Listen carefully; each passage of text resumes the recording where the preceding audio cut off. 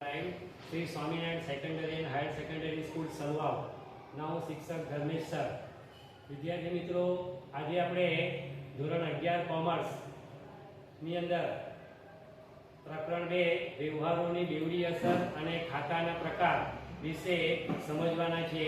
તો વિદ્યાર્થીઓ, આ પ્રકરણની અંદર આપણે ઉધાર જમાના નિયમો વિશે સમજ મેળવવાના છે।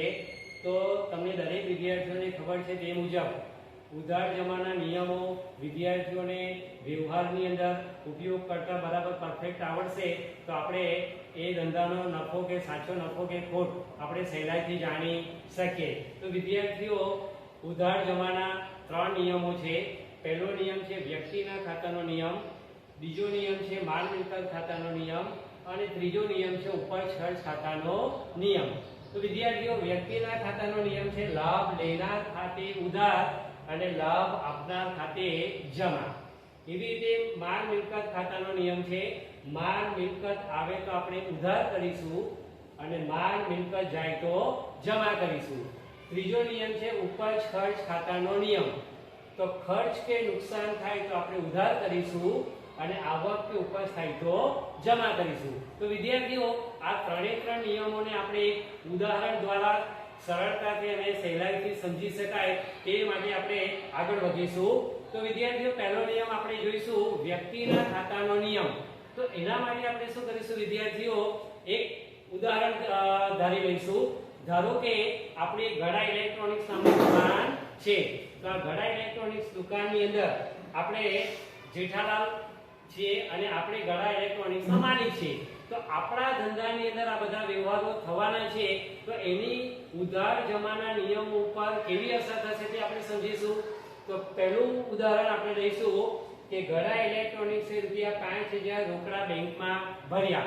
તો અહીંયા તમે જોશો ગડા ઇલેક્ટ્રોનિક્સે બેંકમાં 5000 રૂપિયા ભર્યા એટલે બેંક અહીંયા કોણ છે વિદ્યાર્થી મિત્રો? લાભ લેનાર। તો લાભ લેનાર ખાતે શું કરીશું? ઉધાર કરીશું। આગળ વધીએ, બીજું ઉદાહરણ જોઈશું આપણે।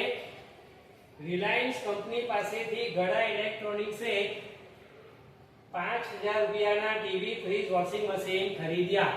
તો અહીંયા તમે જોશો વિદ્યાર્થી મિત્રો, રિલાયન્સ કંપની પાસેથી ગડા ઇલેક્ટ્રોનિક્સે માલ ખરીદ્યો છે, ટીવી ફ્રીજ વોશિંગ મશીન। તો અહીંયા રિલાયન્સ કંપની કોણ થાય? લાભ આપનાર। તો લાભ આપનાર ખાતે આપણે શું કરીશું? જમા કરીશું। આગળ જો આપણે જઈશું તો જો બીજું ઉદાહરણ, બબીતાને રૂપિયા 10000 નું ફ્રીજ વેચ્યું। કોણે? ગડા ઇલેક્ટ્રોનિક્સે। તો અહીંયા બબીતા કોણ થાય? લાભ લેનાર। તો લાભ લેનાર ખાતે આપણે શું કરીશું? ઉધાર કરીશું।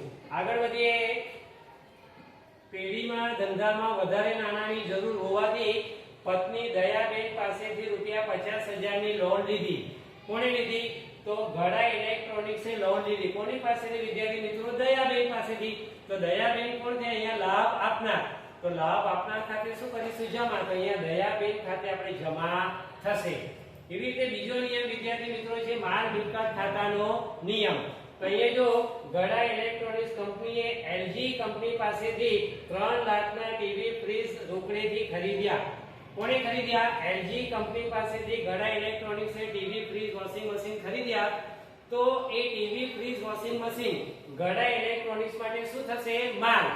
तो ए टीवी फ्रीज वॉशिंग मशीन खाते आपणे शुं करीशुं? मिलकत गणाशे એટલે ધંધામાં આવશે એટલે તેના ખાતે આપણે ઉધાર કરીશું। આગળ વધીએ તો જો ગડા ઇલેક્ટ્રોનિક્સ કંપનીએ 10000 ના ટીવી ફ્રીજ બબીતાને વેચ્યા। તો અહીંયા વેચ્યા છે તો અહીંયા શું થાય છે? માલ મિલકત ધંધામાંથી શું થાય છે? જાય છે। તો આપણે શું કરીશું? જમા કરીશું। આગળ વધીએ, ત્રીજો નિયમ છે ઉપજ ખર્ચ ખાતાનો નિયમ। તો શું છે? ઉદાહરણ દ્વારા સમજીએ કે મગનને મજૂરીના રૂપિયા 500 ચૂકવ્યા। શાના ચૂકવ્યા? મજૂરીના। તો મજૂરી એ ધંધાનો શું છે? ખર્ચ। તો મજૂરી ખાતે આપણે શું કરીશું? ઉધાર કરીશું।